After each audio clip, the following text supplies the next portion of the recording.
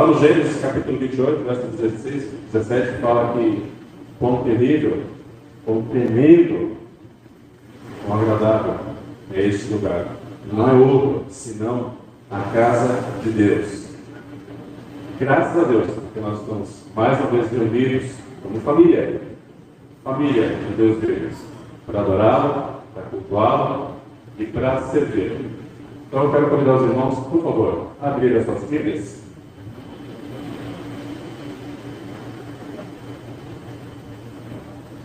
No livro de 1 Reis. 1 Reis. A nossa gratidão a Deus por estar com os irmãos, gratidão aos pastores da igreja pelo convite, com essa palavra.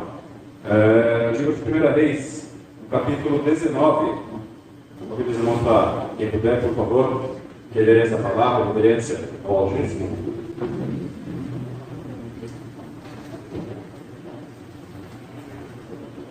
Primeiro livro dos Reis, no capítulo 19. Todos acharam? Amém?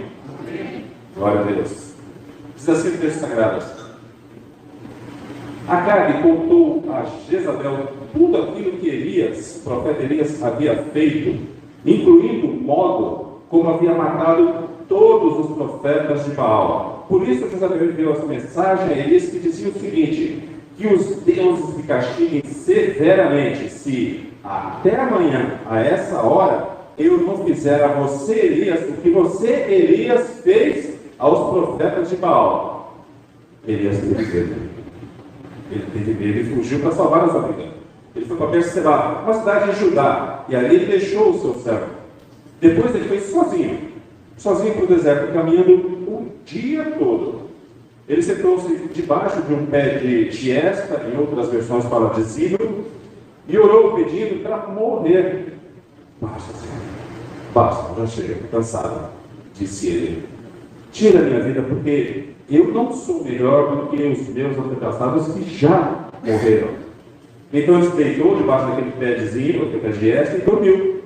E enquanto ele dormia, um anjo tocou e disse: levanta-te e come. Ele acordou, olhou em volta e viu ali na sua cabeceira um pão assado sobre as pedras quentes e um jarro de água. Ele comeu, bebeu e olha só, ele voltou a dormir. O anjo do Senhor voltou a tocar nele e mais uma vez disse: levanta-te e coma um pouco mais. Do contrário, você não aguentará a viagem que tem pela frente. Ele se levantou, comeu, bebeu. E aquele alimento lhe deu forças para uma jornada de 40 dias e 40 noites até o Monte Sinai, o Monte de Deus, ou o Monte Horebe, no hebraico. Ali ele encontrou o quê? Uma caverna, onde ele passou a noite. Então o Senhor lhe disse: Elias, o que é que você faz aí dentro? E ele respondeu: olha, Senhor, eu tenho servido com zelo ao Senhor, Deus dos exércitos. Contudo, os israelitas quebraram a aliança contigo, derrubaram os teus altares, mataram todos os teus profetas. E eu sou o único que restou. E agora, eles também procuram me matar. Saia agora, ponha-se diante de mim no monte, disse o Senhor. E enquanto Elias estava ali, se ajeitando, o Senhor passou. E um forte vento, um vendaval, atingiu o monte. E era tão intenso, que as pedras se soltaram do monte diante do Senhor. Mas o Senhor não estava ali. E depois do vento forte, um terremoto. Mas o Senhor também não estava ali.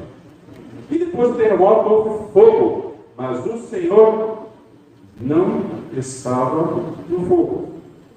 E depois do fogo veio um suave sussurro. E quando Elias ouviu o sussurro, ele cobriu o rosto com a capa, saiu e ficou bem ali na entrada da caverna. E uma voz lhe disse: o que você faz aí, Elias? O que você faz aí, Elias? O que você faz aí, Igreja Batista do PBL do Pertude? Não feche a sua Bíblia. Feche apenas os seus olhos. E olhe comigo, por favor. Pai, obrigado. Obrigado porque a tua palavra foi exposta. Ela foi lida e te suplicamos humildemente que por causa da nossa imperfeição, por causa dos nossos pecados, por causa da nossa limitação e incapacidade. Que o Teu Espírito possa falar aos nossos corações, plantar a boa semente da Tua palavra na terra perto do nosso coração. Te pedimos que o Senhor esteja trabalhando em nossas vidas com a Tua palavra. Fala comigo e fala com os meus irmãos, para glorificar o Teu santo nome. Nós choramos no nome do Cristo ressurreto. Amém. Aleluia. Igreja pode sentar, por favor.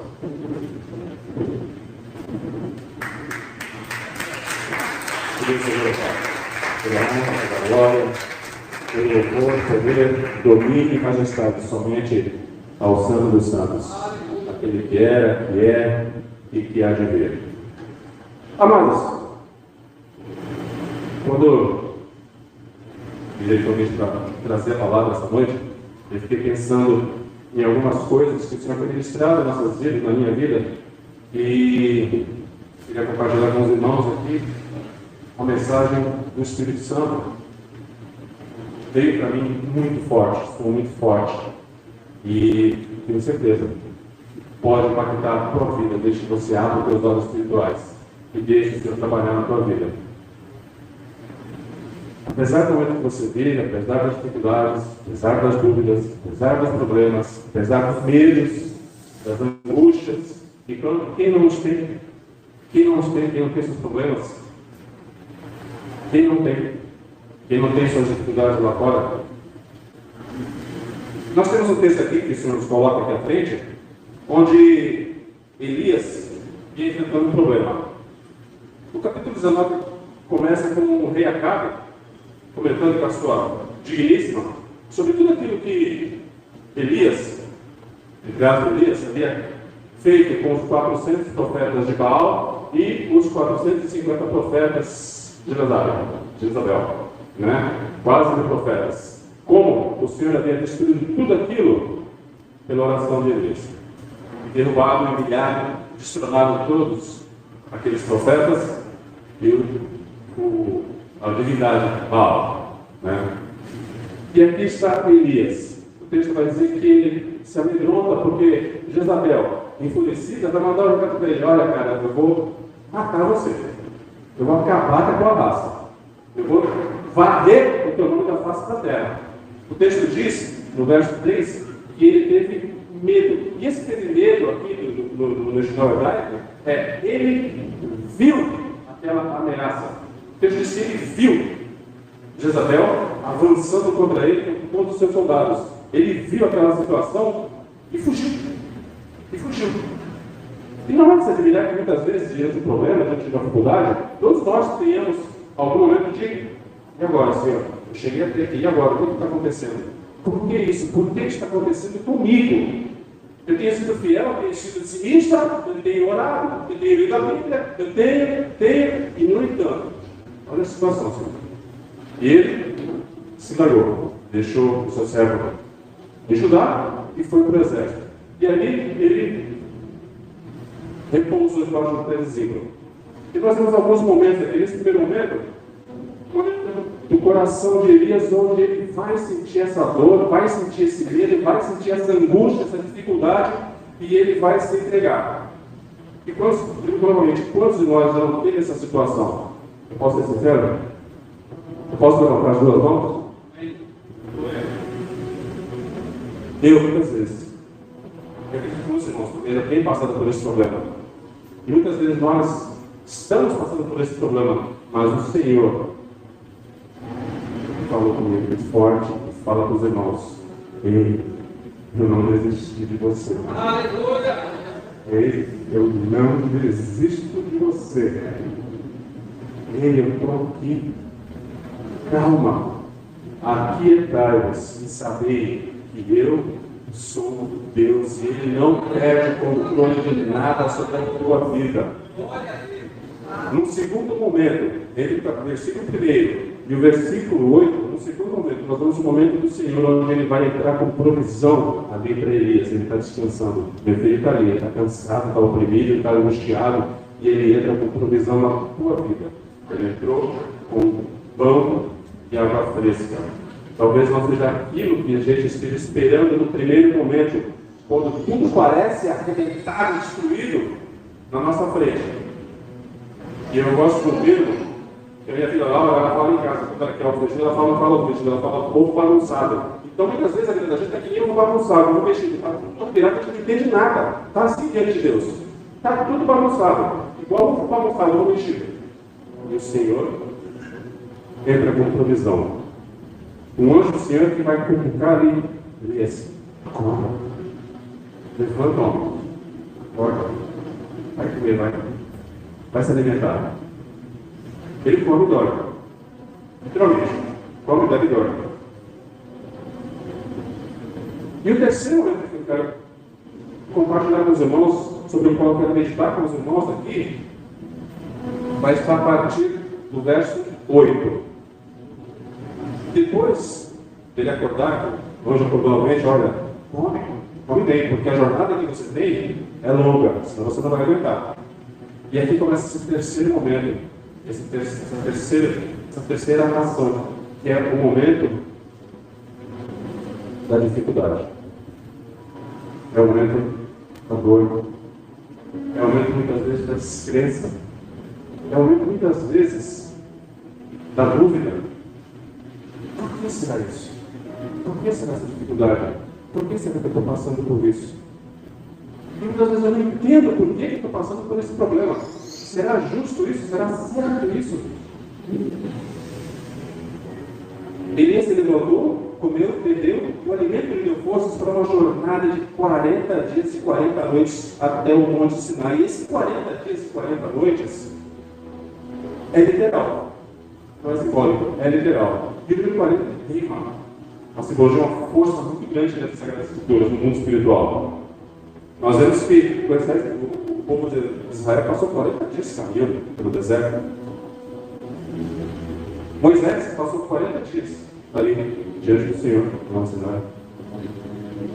O Senhor Jesus Cristo ficou 40 dias e 40 noites em jejum, ali, de forma sobrenatural, na dependência do Pai. Na dependência do Pai.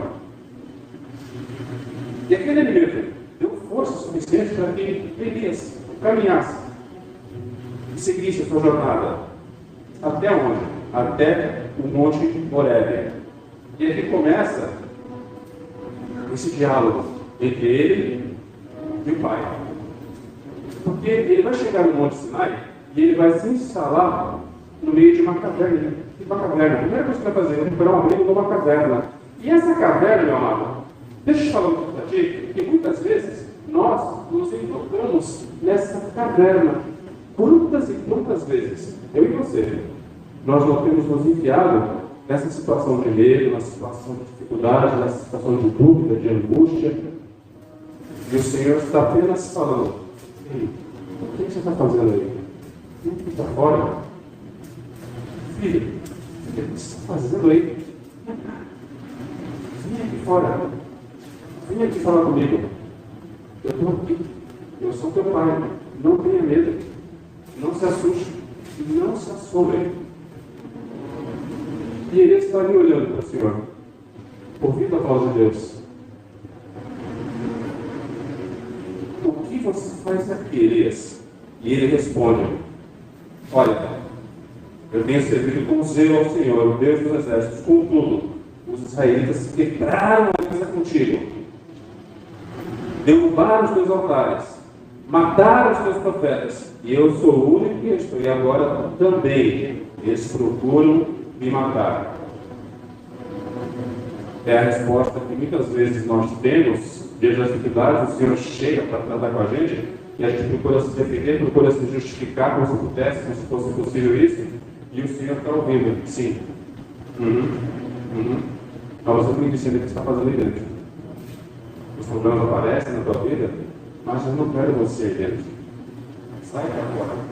E é exatamente o que o Senhor vai fazer com Elias. E é exatamente o que o Senhor faz com a gente nesse momento e agora, esta noite. O que é que você faz aí? Venha aqui fora. Ele vai falar: sai para fora, põe-te neste monte perante a face do Senhor. O Senhor está te falando para você sair dessa caverna que você se enfiou. Esse buraco onde você se enfiou, essa redoma onde você se enfiou, onde você usa isso como desculpa para se esconder, você usa isso como desculpa para se justificar, você usa isso como desculpa para não ser atingido, mas isso não vai te servir de nada, porque o Senhor não quer você erguendo acovardado, Ele não quer você erguendo passando recibo de incompetente. Você é o filho, você é filha do Deus Altíssimo, Ele tem plano na tua vida, Ele tem propósito na tua vida, Ele quer compromisso com você. E Ele não te chamou para ver miséria, Ele te chamou para experimentar do bom, do melhor, do sobrenatural, do extraordinário sobre a face da terra, para glorificar o nome dEle. Não porque vocês são bonitinhos, mas porque Ele é soberano e é único. E Ele pagou um preço alto a vida do filho dele, santo, perfeito, justo e inocente, por mim e por você. E não podemos nos enfiar dentro dessa caverna. E Elias estava dentro daquela caverna exatamente assim, desta forma. Não era apenas um buraco sobre a rocha, não. Era um esconderijo, um arcabouço para toda aquela situação que ele estava se escondendo, ele estava negando, eu não quero mais isso, eu não quero mais isso. Não, mas ele não tinha que apenas se esconder daquilo, não tinha que fugir daquilo, ele tinha que enfrentar. E o Senhor está chamando para ele, vem aqui fora, vem aqui que ela está comigo, eu quero falar contigo, onde estiver, fica aqui. Enquanto Elias se colocou ali, na entrada da caverna, o Senhor passou. Primeiro o Senhor passou, como que diz o texto? E o Senhor passou, e o forte vendaval, um vento muito forte, outra versão, atingiu o monte. E era tão intenso que as pedras se soltavam do monte diante do Senhor. Era um vento tão forte que aquelas rochas que estavam incrustadas ali, o vento arrancava aquilo tudo. Imagina que a situação estava que cena esquisita, né? Ontem choveu forte quando a gente não baixava. Eu estava de plantão ontem à noite. Eu estava em Cubatão. E o vento era cheio de vento, aquilo arrastava o estacionamento dos carros. Tinha carro que até disparou a larga. Tamanha força do vento. Imagina a situação daquele vento para arrancar a rocha do lugar, trincar. E o Senhor está falando para Elias: Elias, a força do vento que eu mando para ti, você vê, é tão forte para arrebentar essa rocha, você seria capaz de mudar o teu destino? Você é capaz de mudar o destino da tua vida? Esse vento que está aqui, no original, é o mesmo sentido, a mesma tradução para espírito, da rua hebraica. É a mesma força, é o mesmo poderio do Senhor para transformar a minha vida e a tua vida e fazer você sair dessa situação de prova. Fazer você sair dessa situação de muitas vezes de vergonha, de engano, da situação de tristeza, de decepção, de depressão. Quantos amados e amadas do Senhor vivem em depressão hoje em dia? Isso não é artigo de luxo, não é coisa de literatura na área da saúde, não, isso é realidade. Realidade. Muitos amados, muitos líderes e muitos pastores e pastoras também têm sofrido de depressão, muitos irmãos têm sofrido de depressão porque têm se enfiado nessa caverna e não têm atentado para as maravilhas de Deus, viver de dependência, da dependência do Senhor. E Ele nos chama aqui para mostrar que Ele tem cuidado. Ele tem cuidado de ti. Mas o Senhor não estava no vento. O Senhor não estava no vendaval. E depois do vendaval, veio um terremoto. O terremoto que abalou tudo. Coisa mais esquisita, mais pavorosa é o terremoto. Coisa mais estranha é que chacoalhando. A gente vê na internet aquelas reportagens, aquelas coisas. Uma vez eu vi uma reportagem, umas imagens da ponte Rio Niterói, balançando tudo lá por causa da força do vento. Imagens, por exemplo, de terremoto no Japão, tem muita balada naquele país, infelizmente, enquanto terremoto, tudo chacoalhando. A primeira reação de quem está num ambiente desse aqui é ir para fora, fugir, porque não quer ter uma casa, apartamento, de quem na sua cabeça. Não. Mas ele estava ali, dentro da caverna. Aquele negócio ali, arriscado, arriado. Mas o Senhor não estava no terremoto.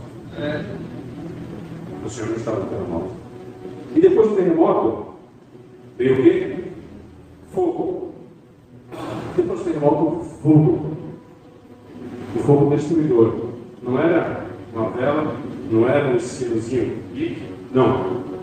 Era um fogo aéreo, era um incêndio. Quando eu olho para o texto paralelo esse, está escrito esse, lá no Monte Sinai, na entrega dos 10 mandamentos, nós vamos ver o Monte Sinai fogueando.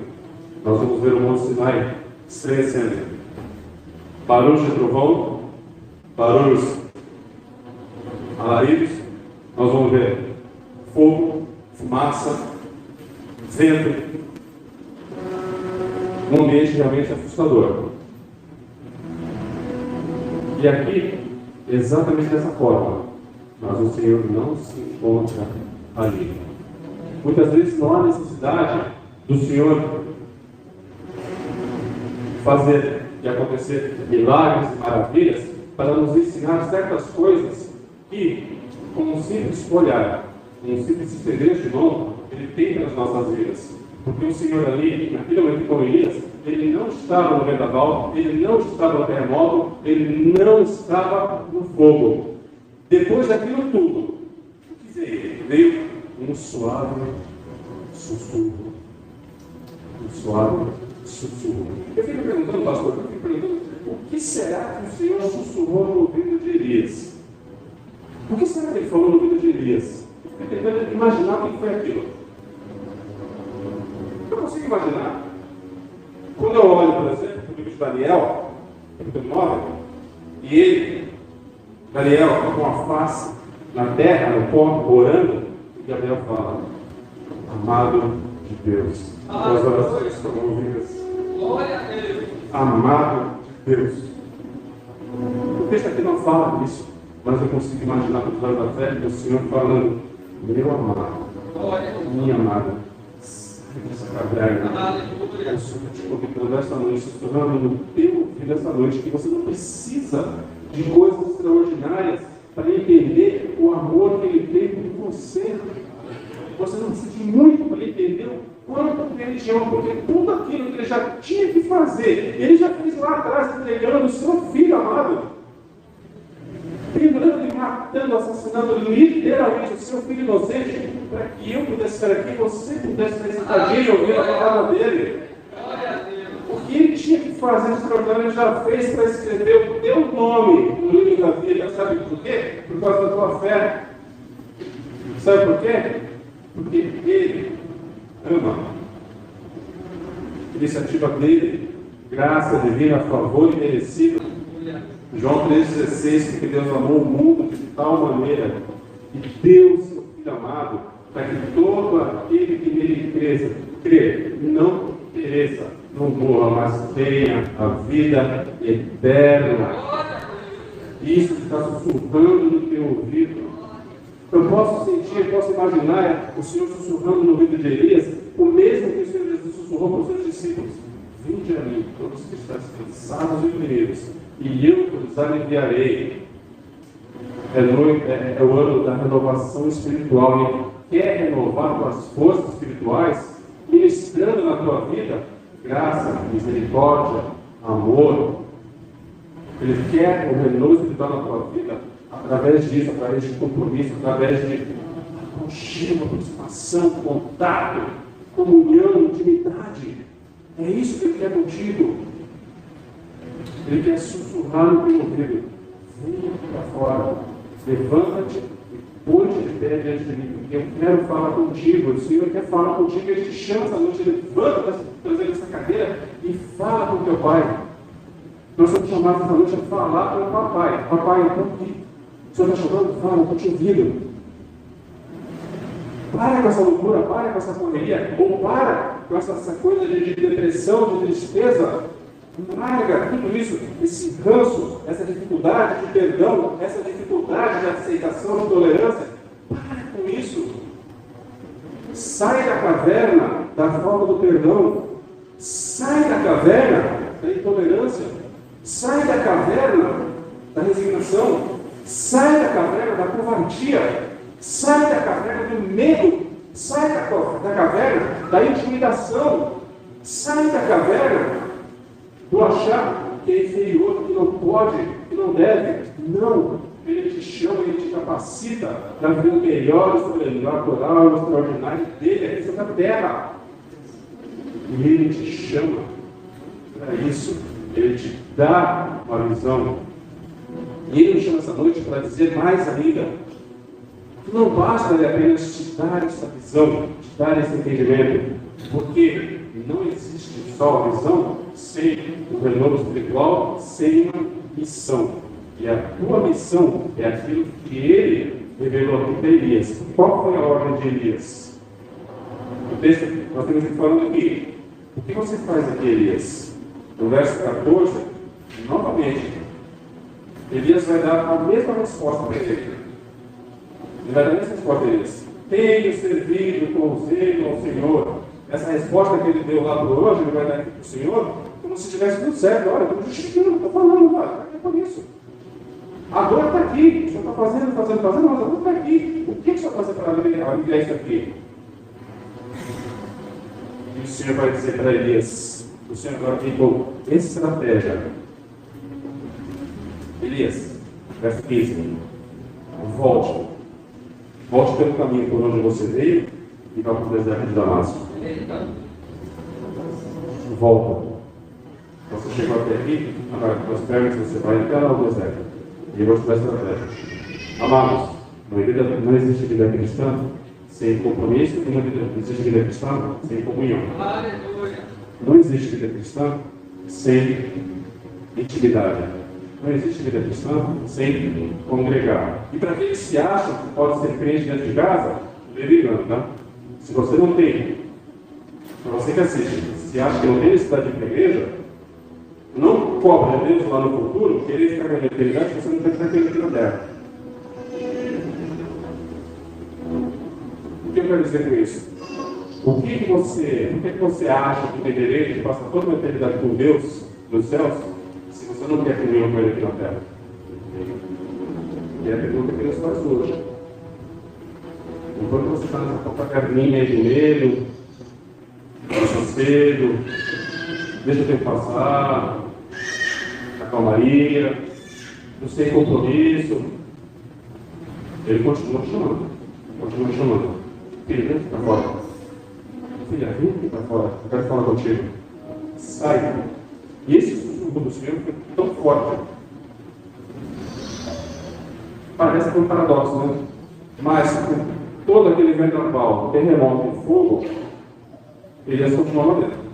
Bastou um sussurro que foi forte o suficiente para que fizesse aquele homem sair dali e vir até a porta. Mas vir até a porta como? De qualquer jeito? De qualquer forma? Não. Com o seu rosto coberto. Com o seu rosto coberto. Isso significa o quê? Reverência. Significa respeito ao Altíssimo. Até hoje, os judeus, quando eles vão para um ambiente sagrado, eles vão usar o que parte na cabeça, reverência. E como é que nós nos portamos diante do Senhor na sua casa? Ele nos chama para um compromisso, mas com reverência e com respeito. E ele vai dizer para Elias: volte pelo caminho por onde veio e vá até o deserto de Damasco. Quando chegar lá, unja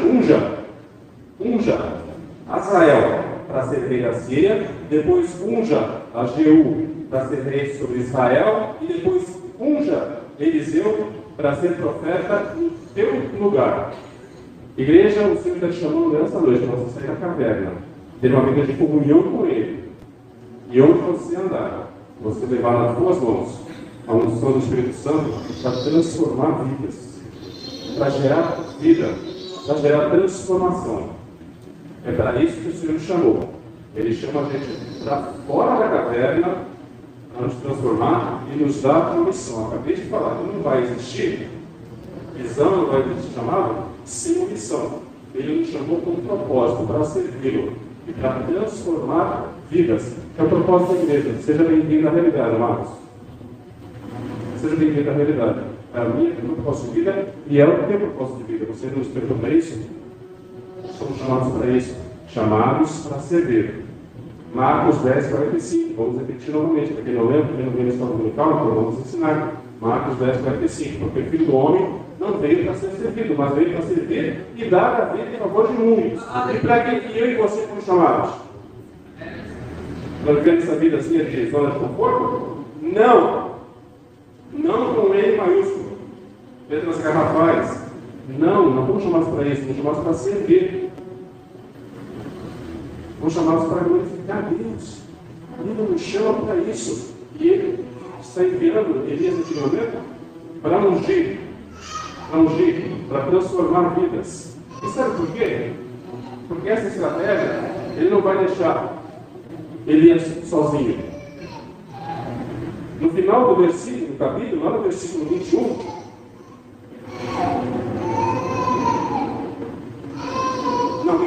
no versículo 17: quem escapar da espada de Azael será morto de Jeú.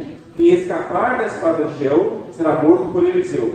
No entanto, preservei 7.000 homens de Israel que nunca se prostraram diante de Baal, nem o beijaram. Você não está sozinho. Você não está sozinho. Olha para o teu lado. Olha para o teu lado. Olha a pessoa linda que está do seu lado aí. Olha que pessoa maravilhosa ao seu lado. É um Cristo na princesa do Altíssimo. Você não está sozinho.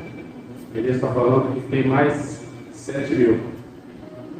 Lá em Romanos 11, versículos 3 e 4, ele vai dizer o seguinte: Senhor, eles mataram teus profetas e derribaram teus altares.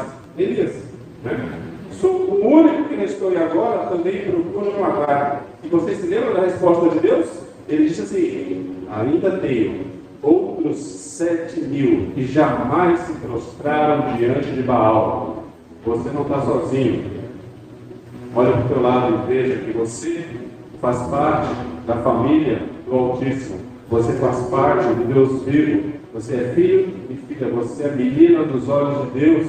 E Ele quer compromisso contigo.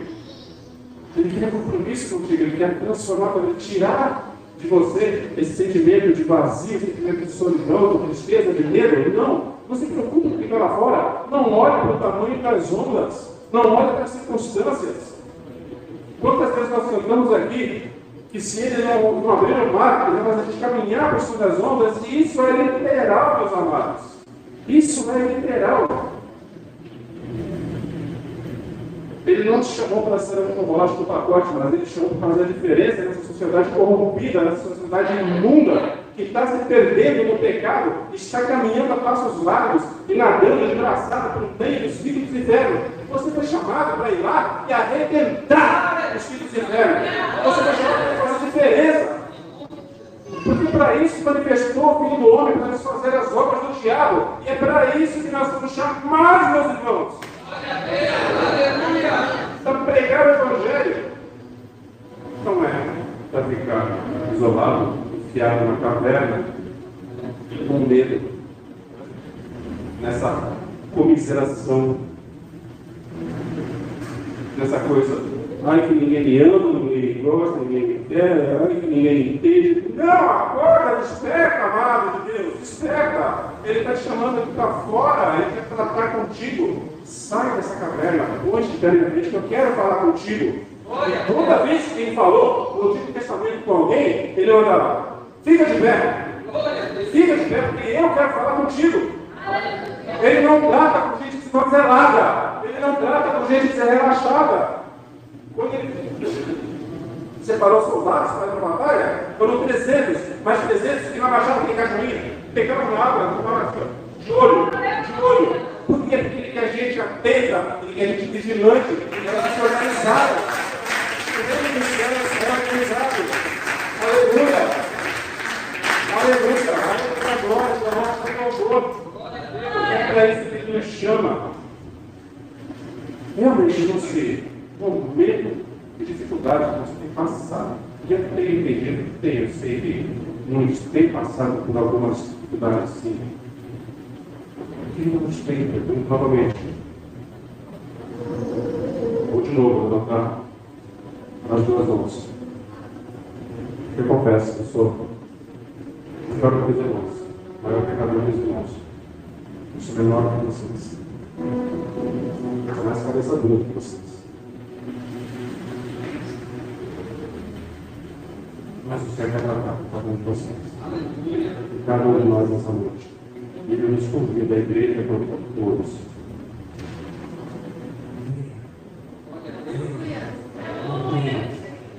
Muito fora, quero falar contigo. Conte diante de mim. Não espere passar o fogo, o vendaval, o terremoto. Não há necessidade disso. Ouça o sussurro do Pai, amado de Deus. Ouça o sussurro. Abra o teu coraçãozinho para ouvir e aceitar esse chamado e atender. Vem aqui para fora. Toda a sua cabeça. Em reverência. Cura. E vem aqui para fora para louvar e adorar ao Senhor. E fazer a diferença lá fora. E é isso, sobre isso que eu quero orar sobre a tua vida. Sobre a tua vida.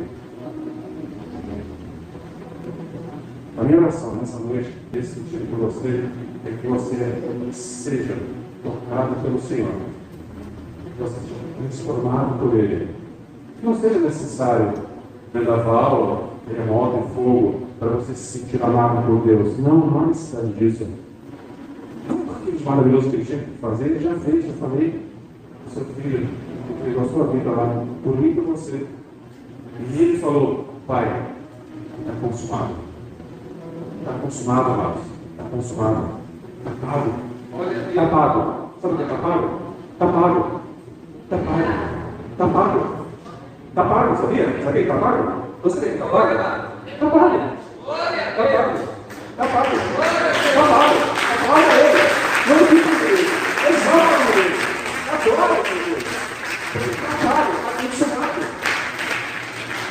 E o diabo sabe que é que espera ainda no futuro. O lago de fogo. Mas nós sabemos o que nos espera. Cristo nos espera, os braços abertos. Vinde, bendice meu Pai. Vinde, bendice meu Pai. Isso me liderança que nos preparado desde a fundação dos tempos. E isso, desde lá, desde muito tempo. Em Romanos, capítulo 8, aos que predestinou. A estes, Ele chamou, como chamou de dentro da caverna. E aos que chamou, a estes, Ele justificou.